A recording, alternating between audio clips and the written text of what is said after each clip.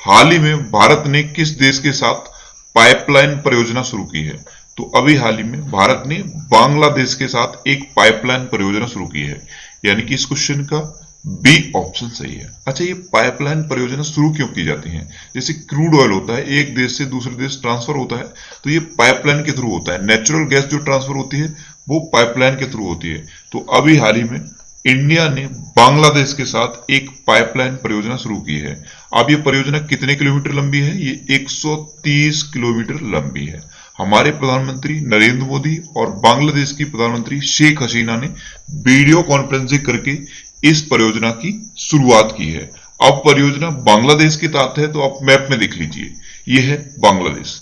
बांग्लादेश की कैपिटल है ढाका, बांग्लादेश की करेंसी है टका, बांग्लादेश के प्रेजेंट टाइम पे प्रेसिडेंट है अब्दुल्ला हामिद और बांग्लादेश की प्रेजेंट टाइम पे प्राइम मिनिस्टर कौन है? शेख हसीना। तो इतना आपको बांग्लादेश के बारे में याद रखना है। आई होप आपको याद हो गया होगा, क्योंकि कई बार मैं आपको बांग्लादेश के बारे में बता चुका हूं, लेकिन फिर भी जब भी बांग्लादेश का नाम आए आपको रिवाइज जरूर करना है। रिवाइज करने में 1 से 2 सेकंड लगता है, लेकिन अगर आप एक बार किसी चीज को रिवाइज कर लेते हो तो वो चीज आपके माइंड में 100 गुना ज्यादा अच्छे से सेट हो जाती है। तो आपकी लाइफ में जब तक स्टूडेंट शब्द लगा है तब तक आपको रिवाइज जरूर करना है। नेक्स्ट क्वेश्चन है 2022 एशिया पैरा खेलों की मेजबानी कौन करेगा? तो अभी हाल ही में 2022 के एशिया पैरा खेलों की मेजबानी करेगा चीन, यानी कि इस क्वेश्चन का सी ऑप्शन सही है। चीन के हांगझो में होंगे 2022 के एशिया पैरा गेम्स। अब ये 2022 के चीन में होंगे, तो 2018 के कहां होंगे? 2018 के अभी हाल ही में होंगे इंडोनेशिया की कैपिटल जकार्ता में। तो ये घोषणा हुई है कि 2022 वाले चीन में होंगे। 2018 का तो पहले से डिक्लेयर है, लेकिन अब घोषणा कर दी गई है कि 2022 वाले चीन के हांगझो में होंगे। अब ये चीन के हांगझो में होंगे, तो आप मैप में देख लीजिए, ये है चाइना।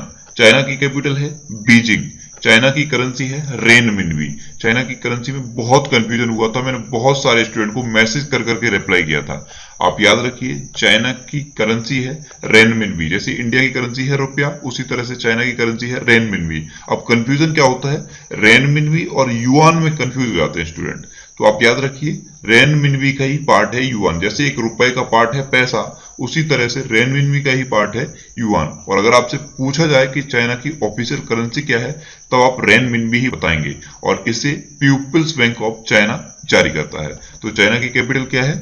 बीजिंग। चाइना की करेंसी है रेनमिनबी। चाइना के प्रेजेंट टाइम प्रेसिडेंट कौन है?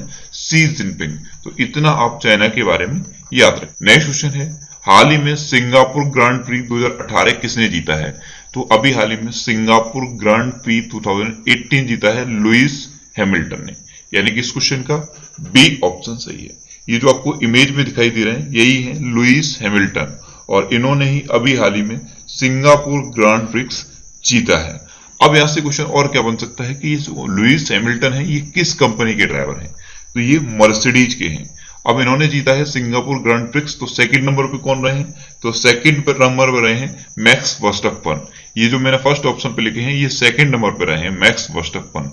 और ये किस कंपनी के हैं? ये रेडबुल कंपनी के हैं। और थर्ड पे रहे हैं सेबेस्टियन वेटल। ये किस कंपनी के हैं? तो सेबेस्टियन वेटल है फरारी के।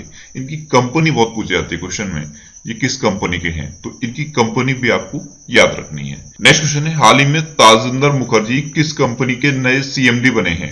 तो अभी हाल ही में ताजिंदर मुखर्जी NICL की नई सीएमडी बनी है, यानी कि इस क्वेश्चन का बी ऑप्शन सही है। ये जो आपको इमेज में दिखाई दे रही है, यही है ताजिंदर मुखर्जी, और ये अभी हाल ही में NICL की नई सीएमडी बन गई है। अब यहाँ पे 2 टर्म है, एक है सीएमडी और एक है NICL। तो सीएमडी की फुल फॉर्म मैंने आपको कई बार बताई है। सीएमडी की फुल फॉर्म क्या होती है? Chief managing director. अब आते हैं NICL पे। NICL की फुल फॉर्म क्या है? National insurance company limited. तो अभी हाल ही में नेशनल इंश्योरेंस कंपनी लिमिटेड की नई सीएमडी बन गई है ताजिंदर मुखर्जी। अच्छा, NICL का हेडक्वार्टर कहां पे है? NICL का हेडक्वार्टर है वेस्ट बंगाल की कोलकाता में। नेक्स्ट क्वेश्चन है, हाल ही में वरुण धवन और अनुष्का शर्मा को किस योजना का ब्रांड एम्बेसडर बनाया गया है?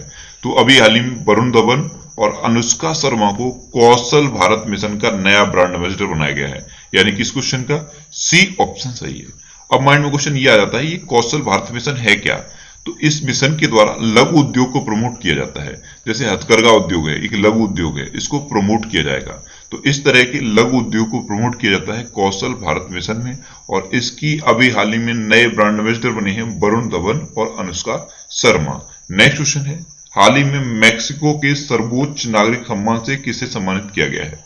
तो अभी हाल ही में डॉक्टर रघुपति सिंघानिया को मैक्सिको के सर्वोच्च नागरिक सम्मान से सम्मानित किया गया है, यानी कि इस क्वेश्चन का सी ऑप्शन सही है। ये जो आपको इमेज में दिखाई दे रहे हैं यही है डॉक्टर रघुपति सिंघानिया, और इन्हीं को मिला है मैक्सिको का सर्वोच्च नागरिक सम्मान। अच्छा, ये रघुपति सिंघानिया हैं कौन? तो आपने जेके टायर्स का नाम सुना होगा, जेके टायर्स, टीवी में एड भी देखा होगा। तो जेके टायर्स के ही अध्यक्ष हैं ये रघुपति सिंघानिया, और इन्हीं को मिला है मैक्सिको का सर्वोच्च नागरिक सम्मान। अब ये मैक्सिको का सर्वोच्च नागरिक सम्मान है तो इसका नाम भी तो होगा कुछ, तो इसका नाम भी आप याद रखिए। मैक्सिको के सर्वोच्च नागरिक सम्मान का नाम है Mexico order of the exact eagle.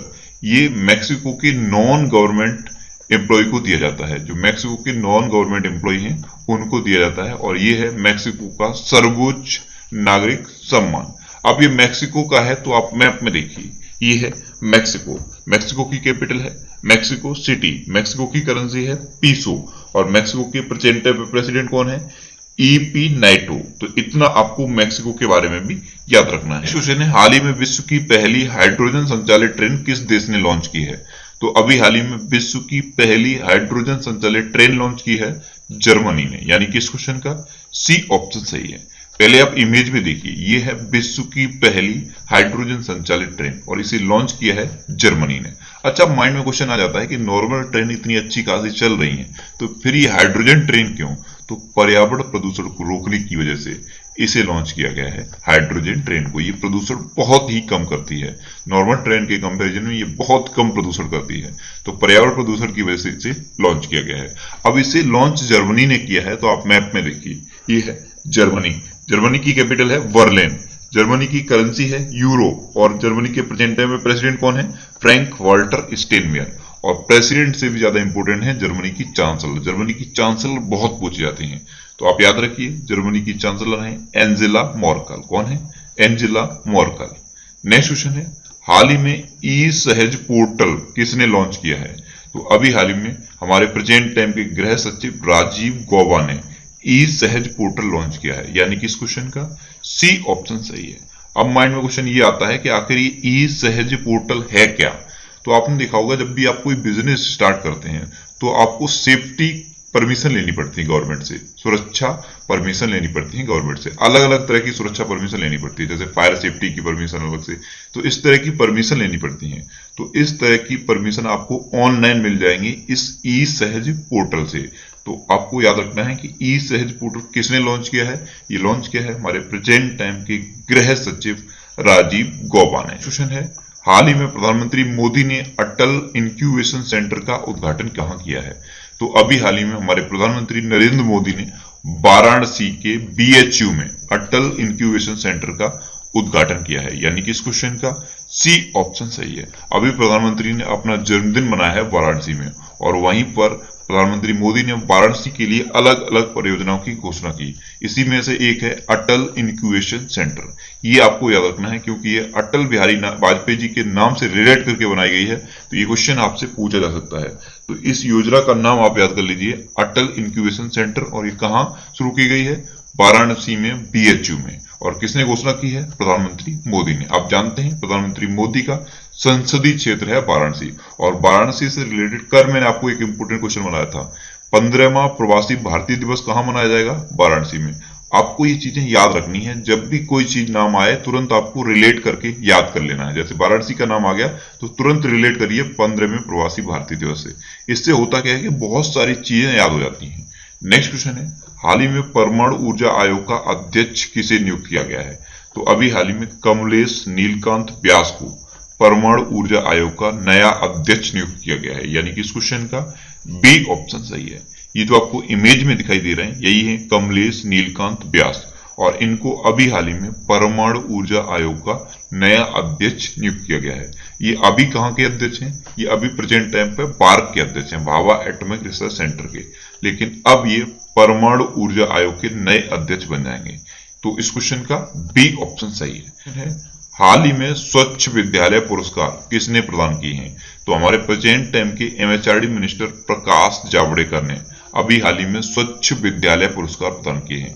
अब इसमें कैसे प्रदान किए जाते हैं? तो विद्यालय में अलग अलग तरह के मानक तय किए गए हैं, जैसे पेयजल की सुविधा, स्वच्छता की सुविधा, इस तरह का अलग अलग मानक तय करके एक पूरा का पूरा प्रोजेक्ट बनाया गया है और उसके तहत ये स्वच्छ विद्यालय पुरस्कार दिए जाते हैं। तो अभी ये किसी ने दिए हैं? प्रकाश जावड़ेकर ने, यानी कि इस क्वेश्चन का सी ऑप्शन सही है। और जिस भी विद्यालय को ये पुरस्कार मिलता है उसे 50,000 रुपए मिलते हैं गवर्नमेंट की तरफ से। 50,000 रुपए का अनुदान मिलता है गवर्नमेंट की तरफ से और सर्टिफिकेट भी मिलता है। तो आपको याद रखना है कि अभी हाल ही में स्वच्छ विद्यालय पुरस्कार किसने प्रदान किए हैं? तो प्रकाश जावड़ेकर जी ने प्रदान किए हैं। नेक्स्ट क्वेश्चन है, हाल ही में किस देश ने निशस्त्रीकरण के समझौते पर हस्ताक्षर किए हैं?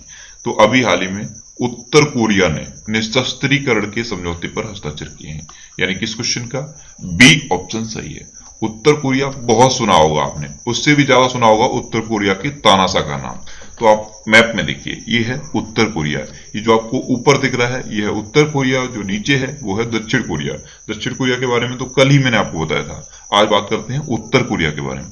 उत्तर कोरिया की कैपिटल क्या है? प्योंगयांग। उत्तर कोरिया की प्रेजेंट टाइम पे तानासा कौन है?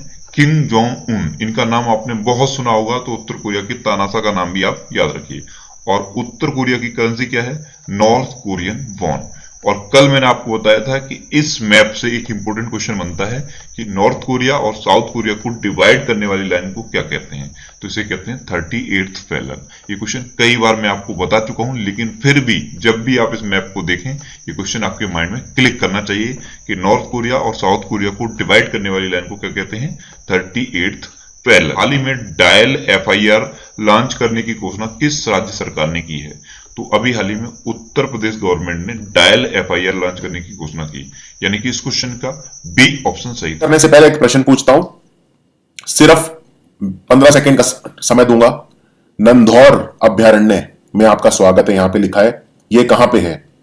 सिर्फ इस पे नजर रखिए, नंधौर अभ्यारण्य, और कोशिश करिए वीडियो में कहीं और आपको नहीं देखना है, सिर्फ नंधौर अभ्यारण्य पे देखना है, क्योंकि हो सकता है आपको पता चल जाए वीडियो में आप देखें कि ये कहां है।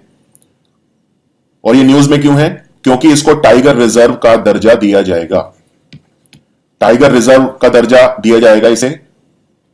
तो ये है उत्तराखंड में, यहां पे लिखा हुआ है वैसे हल्द्वानी, तो इसे आपको हिंट हो सकता है। तो ये है उत्तराखंड में नंधौर। और इसको नौरादेही के साथ कंफ्यूज मत करना। नौरादेही मध्य प्रदेश में है, जहां से नामीबिया देश से चीता ले जाके रखा जाएगा। नौरादेही मध्य प्रदेश का वन्य विहार है, नामीबिया देश से एक चीता यहां पे रखा जाएगा लाकर। चलिए वीडियो को शुरू करते हैं। भारत की पहली स्मार्ट बाड़ यानी कि स्मार्ट फेंस, ये पायलट परियोजना किस सीमा से शुरू की गई है? पायलट मतलब होता है जब हम सबसे पहली बार किसी छोटे लेवल पे कोई चीज करते हैं और अगर फिर वो सक्सेसफुल हो जाए तो फिर बड़े लेवल पे करते हैं, उसको बोलते हैं पायलट परियोजना। ये शुरू करी गई है पाकिस्तान बॉर्डर पर।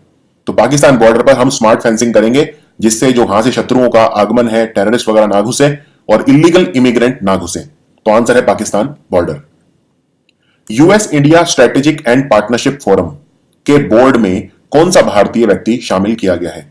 आजकल ये टाटा कंपनी में काम करते हैं, उनके ग्लोबल कॉर्पोरेट अफेयर को हैंडल करते हैं। इससे पहले भारत के विदेश सचिव थे, तो इनका नाम है एस जयशंकर।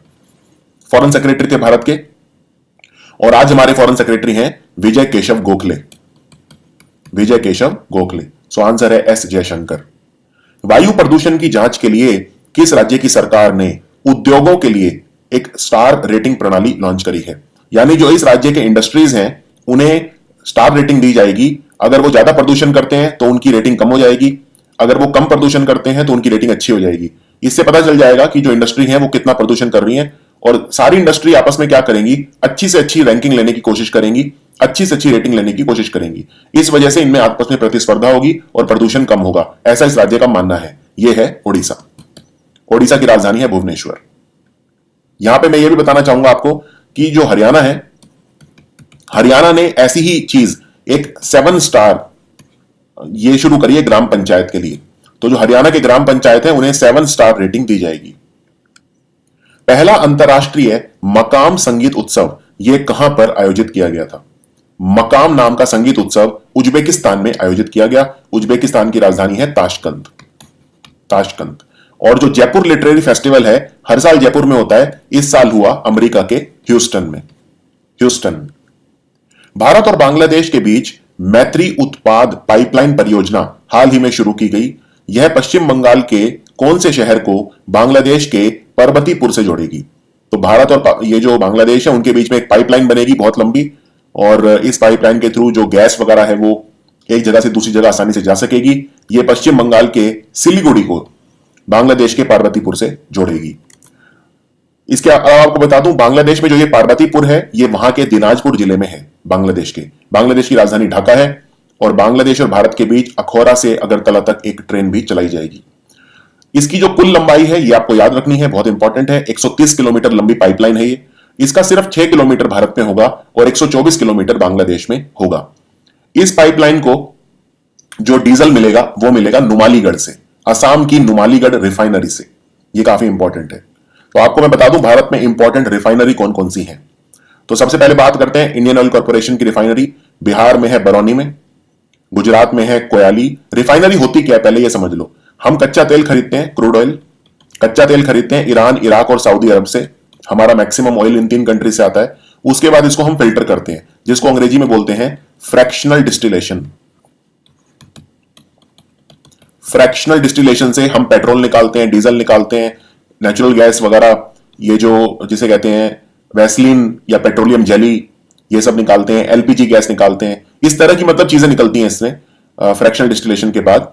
तो बिहार के बरौनी, गुजरात के कोयाली, पश्चिम बंगाल में हल्दिया एक बंदरगाह है, उत्तर प्रदेश में मथुरा रिफाइनरी बहुत फेमस है, आपको पता ही होगा, हरियाणा में पानीपत रिफाइनरी, असम में गुवाहाटी, दिग्बोई और बोनगई गांव। ये सारी इंडियन ऑयल कॉर्पोरेशन की है। अब हिंदुस्तान पेट्रोलियम की देखते हैं। इनकी मुख्य जो है वो 2 हैं, महाराष्ट्र में मुंबई में और आंध्र प्रदेश में विशाख। हिंदुस्तान मित्तल एनर्जी लिमिटेड की पंजाब में है भटिंडा रिफाइनरी। भारत पेट्रोलियम जो कंपनी है, महारत्न कंपनी है ये भी, इसकी 2 हैं, महाराष्ट्र में मुंबई में और केरल में कोची में। और बीपीसीएल यानी भारत ओमान रिफाइनरी मध्य प्रदेश के बीना में है। ये कुछ और हैं। तो जो नुमालीगढ़ वाली में बात कर रहा था वो नुमालीगढ़ रिफाइनरीज लिमिटेड है असम में। और चेन्नई पेट्रोलियम कॉर्पोरेशन की 2 हैं, एक मनाली और एक कावेरी बेसिन, दोनों तमिलनाडु में है। ओएनजीसी की रिफाइनरी आंध्र प्रदेश के टाटीपाका में है, Tatipaka. ONGC Bangalore refinery and petrochemical limited की कर्नाटक के मैंगलोर में है। और फिर ये 2 हैं। रिलायंस की जो है वो जामनगर में है, जामनगर गुजरात में। और एसआर ऑयल की है वडीनार गुजरात में। यहां पे मैप पे देख सकते हैं आप, और ये रिफाइनरी पे क्वेश्चन काफी आते हैं। तो असम में कौन कौन सी रिफाइनरी है, आप चाहे ये याद मत रखो कि कौन सी कंपनी ने ओन करी हुई है, लेकिन ये याद रखो कि कहां कहां है। जैसे असम में कहां कहां है, नुमालीगढ़, बोनगई गांव, इन सब जगह पे है। तो ये असम में दिग्बोई में भी है, बहुत इंपॉर्टेंट, बरौनी, फिर मथुरा उत्तर प्रदेश, पानीपत हरियाणा, भटिंडा पंजाब, गुजरात की ये है जामनगर और वाडीनार। उसके अलावा कोयाली भी गुजरात में है। मुंबई में काफी सारी रिफाइनरी अलग अलग कंपनी की, कोची, मैंगलोर, चेन्नई और नारीमनम। ये आंध्र प्रदेश वाली है टाटीपाका। तो आई होप ये क्लियर होगा अब आपको।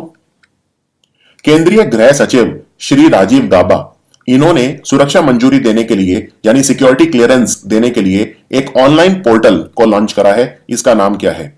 इसका नाम है ई सहज। ई सहज। इस पे सिक्योरिटी क्लियरेंस आसानी से मिल पाएंगी। और अब कमेंट्स में लिख के बताइए कि भारत की जो कॉमर्स सेक्रेटरी है वो कौन है? समझ गए? वाणिज्य सचिव कौन है भारत की? कमेंट्स में लिख के बताइए। संयुक्त राष्ट्र यूनाइटेड नेशन का जो फूड एंड एग्रीकल्चर ऑर्गेनाइजेशन है, जिसे बोलते हैं खाद्य एवं कृषि संगठन, जिसका मुख्यालय इटली की राजधानी रोम में है, और केंद्रीय सरकार भारत की, इन्होंने मिलकर एक $33.5 मिलियन मतलब लगभग आप कह सकते हो $3.5 करोड़ की एक कृषि परियोजना शुरू करी है। यह भारत के कितने राज्यों में शुरू की गई है? यह भारत के 5 राज्यों में शुरू की गई है। ये 5 राज्य हैं मध्य प्रदेश, मिजोरम, उड़ीसा, राजस्थान और उत्तराखंड। मैं रिपीट कर देता हूं, मध्य प्रदेश, मिजोरम, उड़ीसा, राजस्थान और उत्तराखंड में 5 राज्यों में यह परियोजना कृषि को बढ़ावा देने के लिए शुरू की गई है। भारत ने किस देश के साथ कौशल विकास यानी स्किल डेवलपमेंट को लेकर एक समझौता ज्ञापन पर हस्ताक्षर किया है? यह देश भारतीय युवाओं को दोहरी व्यावसायिक शिक्षा और प्रशिक्षण प्रदान करेगा। कौशल विकास करेगा भारत के युवाओं का जर्मनी के साथ हमने टाई अप किया है। और कौशल विकास मंत्री हमारे कौन है? धर्मेंद्र प्रधान। भारत ने किस राज्य के कार्यबल विकास परियोजना यानी वर्कफोर्स डेवलपमेंट प्रोजेक्ट के लिए 74 मिलियन अमेरिकी डॉलर का विश्व बैंक के साथ एक वित्त पोषण ऋण समझौते पर हस्ताक्षर करा है? तो विश्व बैंक जो हमें यह ऋण दे रहा है 74 मिलियन डॉलर यानी 7.5 करोड़ अमेरिकी डॉलर का, यह कौन से राज्य में कार्यबल विकास परियोजना के लिए दे रहा है? यह राज्य है उत्तराखंड। उत्तराखंड की राजधानी है देहरादून। और मैंने आपको बताया था कि उत्तराखंड में जो नंदुअर करके जो वन्य विहार है वो बनेगा टाइगर रिजर्व। इसके अलावा एक चीज और बताता हूं, उत्तराखंड में एक जगह है तरई के जो जंगल हैं, तरई ईस्ट, उनकी सुरई रेंज, ये भी उत्तराखंड में टाइगर रिजर्व बनेगी। तो उत्तराखंड में अभी तो 2 टाइगर रिजर्व हैं, एक तो है जिम कॉर्बेट और दूसरा है राजाजी। कमेंट्स में लिख के ये बताओ, जिम कॉर्बेट टाइगर रिजर्व जब बना था तब इसका नाम क्या था? बाद में तो मशहूर जो बाघ के शिकारी हैं जिम कॉर्बेट, उनके नाम पे इनका नाम रख दिया था। तो जिम कॉर्बेट जब बना था तब इसका नाम कुछ और था, और वो नाम क्या था और जिम कॉर्बेट कौन से देश के थे, ये भी कमेंट में लिख के बताओ। समझ गए? तो उत्तराखंड में 2 टाइगर रिजर्व हैं, राजाजी और जिम कॉर्बेट, और 2 और बनेंगे। तो एक तो मैंने नंदुआर आपको बता ही दिया था, और दूसरा बनेगा तरई के जो जंगल हैं, तरई पूर्व के, उनमें सुरई के जंगल, तरई ईस्ट में सुरई रेंज के जो जंगल हैं उनको भी टाइगर रिजर्व घोषित किया जाएगा। हाल ही में भारत सरकार द्वारा परमाणु ऊर्जा विभाग यानी डिपार्टमेंट ऑफ एटॉमिक एनर्जी के नए सचिव और परमाणु ऊर्जा आयोग यानी एटॉमिक एनर्जी कमीशन का अध्यक्ष किसे नियुक्त किया गया है? बहुत वरिष्ठ ये हमारे वैज्ञानिक हैं, इनका नाम है कमलेश नीलकंठ। कमलेश नीलकंठ। और भारत में बहुत सारे एटॉमिक पावर प्लांट हैं, परमाणु संयंत्र हैं, जैसे राजस्थान में है रावत भाटा है, जैतापुर तारापुर है महाराष्ट्र में, नरोडा है उत्तर प्रदेश में, कलपक्कम और कुंडनकुलम तमिलनाडु में है। चलो एक डिफिकल्ट सवाल पूछता हूं, एक परमाणु संयंत्र बनना था भारत में, मिथीवर्डी। ध्यान से सुनो, मिथीवर्डी नाम का एटॉमिक पावर प्लांट पहले बनना था गुजरात में, पर गुजरात ने मना कर दिया। अब कहां पे बनेगा? समझ गए? मिथीवर्डी गुजरात में बनना था, अब कहां बनेगा? कमेंट्स में लिख के बताओ। सिंगापुर ग्रां प्री किसने जीता? सिंगापुर ग्रां प्री भी जीत लिया लुइस हैमिल्टन ने। तो लुइस हैमिल्टन काफी अच्छी फॉर्म में चल रहे हैं और सारी रेस लगभग इन्होंने ही जीती है इस बार। तो लुइस हैमिल्टन मर्सिडीज गाड़ी चलाते हैं, जो जर्मनी की कंपनी है मर्सिडीज, और मैक्स वर्स्टापन नंबर 2 पे थे। मैक्स वर्स्टापन रेड बुल गाड़ी चलाते हैं और सेबेस्टियन वेटल चलाते हैं फरारी। और किमी रैकनन जो खिलाड़ी हैं वो फरारी छोड़ के अगले साल से सॉबर कंपनी ज्वाइन कर लेंगे।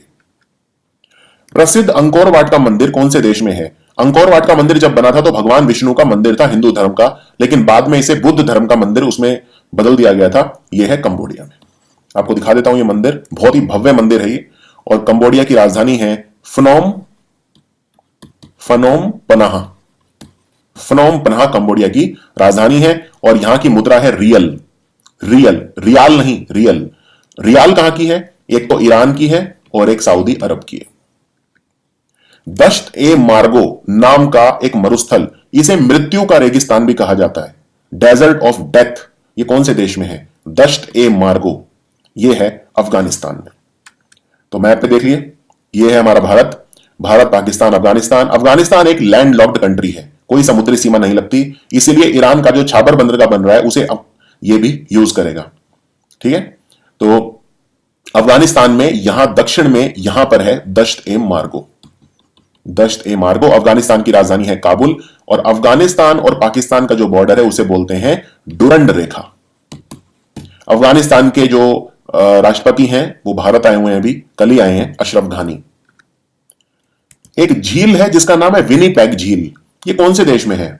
विनीपेग नाम का शहर भी है इस देश में, उसी के नाम पे विनीपेग झील भी है। ये है कनाडा में, कनाडा। ये देखो, ये है उत्तरी अमेरिका। उत्तरी अमेरिका में ये है ऊपर कनाडा हरे रंग में, बीच में जो ये रंग है, ये जो ऑरेंज कलर का रंग है, ये है यूनाइटेड स्टेट्स ऑफ अमेरिका, और नीचे है मैक्सिको। तो 3 देशों से मिलकर बना है उत्तरी अमेरिकी महाद्वीप। तो इसमें यहां पे देखो, ये जो है ये है लेक विनीपेग, ये है लेक विनीपेग।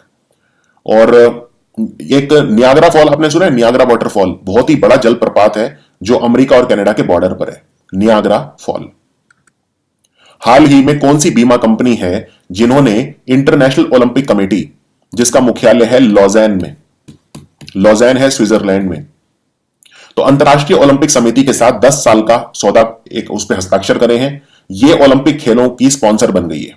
ये ओलंपिक खेलों की 14वीं स्पॉन्सर बनी है। इसका नाम है अलियांज। तो अलियांज कौन से देश की कंपनी है? जर्मनी। भारत में आपने सुना होगा बजाज अलियांज। तो बजाज और अलियांज के बीच में वो एक विलय है, दोनों मिलकर कंपनी चलाते हैं, बजाज अलियांज बोलते हैं। अलियांज जर्मनी की कंपनी है। और ओलंपिक खेल कहां होंगे? तो 2020 के ओलंपिक खेल टोक्यो में होंगे। नेशनल इंश्योरेंस कंपनी एनआईसी, इसका नया चेयरमैन और मैनेजिंग डायरेक्टर यानी कि प्रबंध निदेशक और अध्यक्ष कौन बना है? इनका नाम है Tajinder Mukherjee. Tajinder Mukherjee. Skill India mission को बढ़ावा देने के लिए कौशल भारत अभियान, जिसे बोलते हैं स्किल इंडिया, उसके लिए ब्रांड एम्बेसडर कौन बना है? इनका ये दो लोग बने एक्चुअली, एक तो है वरुण धवन और एक है अनुष्का शर्मा। सो आंसर है अनुष्का शर्मा और Varun Dhawan. Mexican order of the asterisk eagle, ये एक मैक्सिको जो देश है उसका सर्वोच्च नागरिक सम्मान है। जैसे भारत में होता है भारत रत्न, उस तरह का। तो Mexican order of the asterisk eagle सम्मान किसे मिला है? यह मिला है जेके टायर कंपनी के चेयरमैन, जिनका नाम है रघुपति सिंघानिया। ये है मैक्सिको के राष्ट्रपति एनरिके पीना निएटो। एनरिके पीना निएटो। और मैक्सिको पे राज था स्पेन का पहले, इसीलिए मैक्सिको में बोली जाती है स्पेनिश, जिसे बोलते हैं स्पेनिश लैटिन। हालांकि जो मैक्सिको है वो लैटिन अमेरिका में नहीं आता, लेकिन फिर भी यहां पे जो स्पेनिश है वो लैटिन किस्म वाली बोली जाती है। और लैटिन अमेरिका बोलते हैं दक्षिण अमेरिका को। 3 दिवसीय प्रथम विश्वव्यापी भारत पर्यटन मार्ट यानी ग्लोबल इंडिया टूरिज्म मार्ट, ये कहां आयोजित किया गया? और इसका उद्घाटन करा हमारे जो कोयला मंत्री हैं और रेल मंत्री हैं पीयूष गोयल, उन्होंने। और हमारे जो पर्यटन मंत्री हैं वो हैं केजे अल्फोंस। और हमारे संस्कृति के मंत्री हैं डॉक्टर महेश शर्मा। तो ये हुआ कहां पे? ये हुआ दिल्ली में। शाहपुर कंदी बांध, ये बहुत लंबे समय से जंग चल रही थी दो राज्यों के बीच में शाहपुर कंदी बांध को लेकर। तो पंजाब और कौन से राज्य के बीच समझौता हो गया है? शाहपुर कंदी बांध कहां बनेगा? पठानकोट। पठानकोट कहां है? पंजाब। कौन सी नदी पे बनेगा? रवि नदी। रवि, ब्यास, सतलुज, झेलम, ये सब सिंधु नदी की सहायक नदियां हैं। इंडस की ट्रिब्यूटरी हैं, उपनदियां हैं। तो ये जो था जम्मू कश्मीर और पंजाब के बीच में, इसको लेके विवाद चल रहा था। फाइनली अब ये बनेगा शाहपुर कंदी डैम। चलो कमेंट्स में लिख के ये बताओ, एक बांध है जिसका नाम है जमरानी। जमरानी बांध को लेके कौन से दो राज्यों के बीच में विवाद है? समझ गए सवाल को? चलो अब बांध की विवाद की बात हो रही है तो ये भी बता दो। एक नदी है उत्तर कोयल, नॉर्थ कोयल नदी। इस पे बनने वाले जो बांध को लेके कौन से दो राज्यों के बीच में विवाद है? तो दो आंसर बताओ। एक तो नॉर्थ कोयल नदी पे जो बांध बनेगा उसको लेके कौन से दो राज्यों के बीच में विवाद है? और जमरानी बांध जो गोला नदी पे बनेगा, नाम सुना है गोला नदी? तो जमरानी बांध जो गोला नदी पे बनेगा, इसको लेके कौन से दो राज्यों के बीच में विवाद है? देखते हैं कौन बताता है। मेरी वीडियो अच्छे से देखें तो बता दोगे।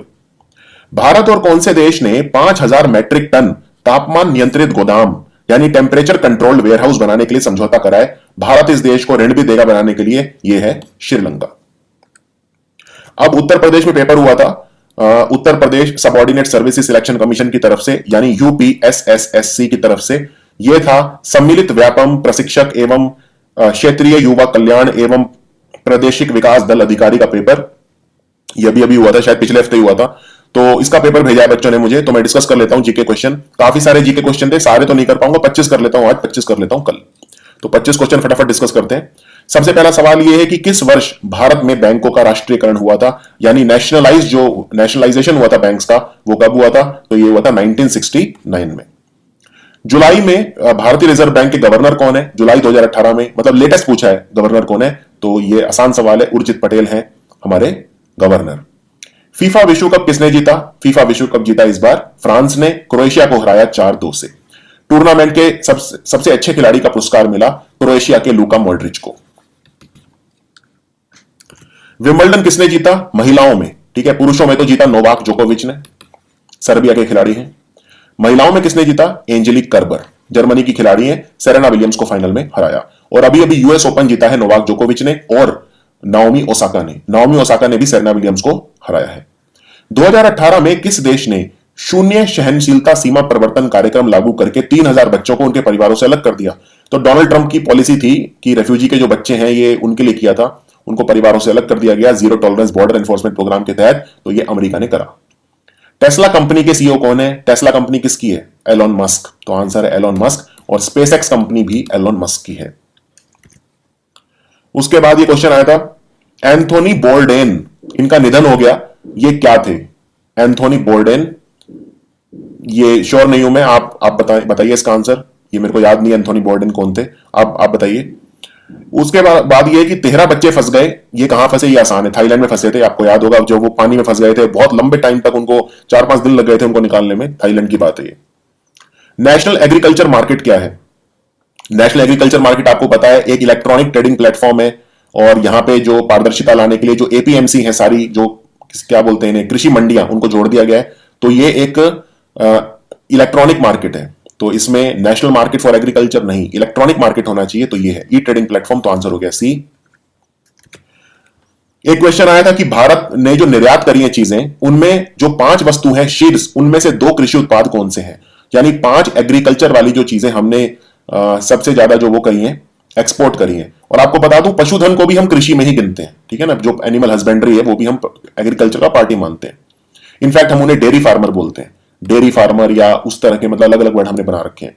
तो हमने इन 5 चीजों का निर्यात सबसे ज्यादा करा था। जो लेटेस्ट रिपोर्ट है, ये एक्सपोर्ट्स गवर्नमेंट ऑफ इंडिया जो ऑफिशियल वेबसाइट है उस पर दिया हुआ है। एक तो हमने बासमती चावल बेचा सबसे ज्यादा, निर्यात पूछ रहे हैं, ठीक है, एक्सपोर्ट। फिर हमने एक बीफ आपको पता ही है। अब यहां पे बीफ मतलब गाय का मांस नहीं है, यहां पे भैंस का मांस है। इसे हम बफ भी बोलते हैं, बट कॉमन लैंग्वेज में बीफ बोलते हैं। Bovine animal. बोवाइन क्या होता है? 4 पशुओं को मिला के बोवाइन बोलते हैं। गाय, भैंस, याक और मिथुन। मिथुन आपको मिलेगा अरुणाचल प्रदेश और नागालैंड में।